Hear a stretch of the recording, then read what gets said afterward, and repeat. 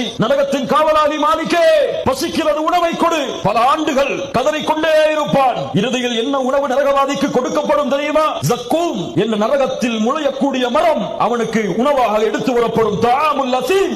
அதை சாப்பிட்ட மாத்திரத்திலேயே அவனுடைய உடலில் உள்ள வயிற்று பகுதி எல்லாம் ஈயத்தை காய்ச்சி ஊற்றியதை போல கொதிக்க ஆரம்பித்துவிடும். கொதிக்கையில் வரக்கூடிய புகையை போன்று அவனுடைய உடல் எல்லாம் மாற ஆரம்பித்துவிடும். நரகத்திலே விளையக்கூடிய ஒரு வகையான முள் செடி அவனுக்கு கொடுக்கப்படும் உணவாக. அது அவனுக்கு பசியையும் போக்காது, அவனுடைய உடம்பில் சதையையும் ஏற்படுத்தாது. அது உள்ளே சென்றவுடன் உடலெல்லாம் குத்த ஆரம்பித்து தொண்டையெல்லாம் மாற்றி பிடித்து இழுக்கும். யா அல்லாஹ், தண்ணீர் கொடு. மாலிகே, நரகத்தின் காவலாளியே, தண்ணீரை கொடு.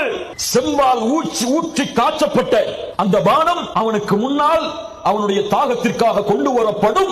அந்த பாத்திரத்தை கொண்டு வந்த மாத்திரத்திலேயே யஸ்வில் உஜூர், அந்த முகம் கருகி அப்படியே விழுந்துவிடும்.